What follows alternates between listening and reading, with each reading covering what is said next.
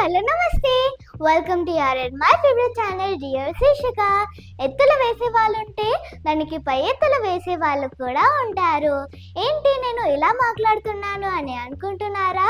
దీనికి సంబంధించిన ఒక బ్యూటిఫుల్ మోరల్ స్టోరీతో మీ ముందుకే వచ్చేసాను. మరి ఇంకెందుకు late, let's start our show dear శీర్షిక. అంతకంటే ముందు తెలుసు కదా, don't forget to subscribe dear శీర్షిక.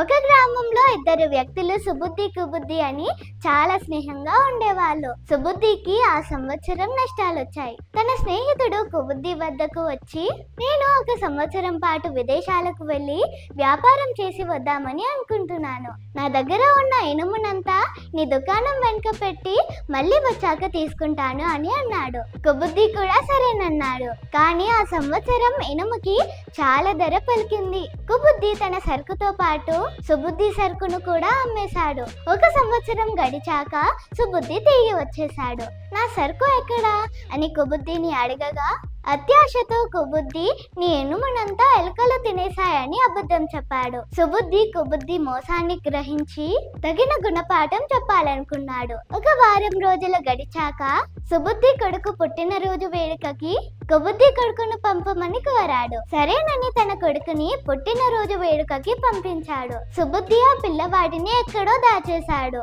ఆలస్యం అవుతుంది అని కంగారు పడుతూ తన కొడుకుని వెతుక్కుంటూ వచ్చాడు కుబుద్ధి. అయ్యో, నీ పిల్లవాడిని నేను ఎప్పుడో పంపించాను, కానీ దారిలో ఒక గద్ద నీ పిల్లవాడిని ఎత్తుకొని పోయింది అన్నాడు సుబుద్ధి. కాదు, ఇది మోసం, అబద్ధం అని రాజుగారి దగ్గరికి న్యాయం కోసం వెళ్ళాడు కుబుద్ధి. పిల్లవాడిని ఎక్కడ దాచావు? ఎక్కడైనా గద్ద పిల్లవాడిని ఎత్తుకెళ్తుందా అంటూ రాజుగారు సుబుద్ధిని నిలదీశాడు. రాజా, నా ఎనుముని ఎలుకలు తినేశాయంటే నేను నమ్మలేదా?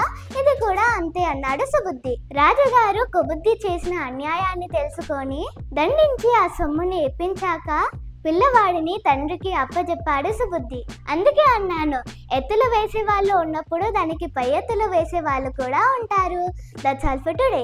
ఈ వీడియో కనుక మీకు నచ్చినట్లయితే తెలుసు కదా, don't forget to like, share, comment and subscribe dear Shirshika. Signing off, bye by.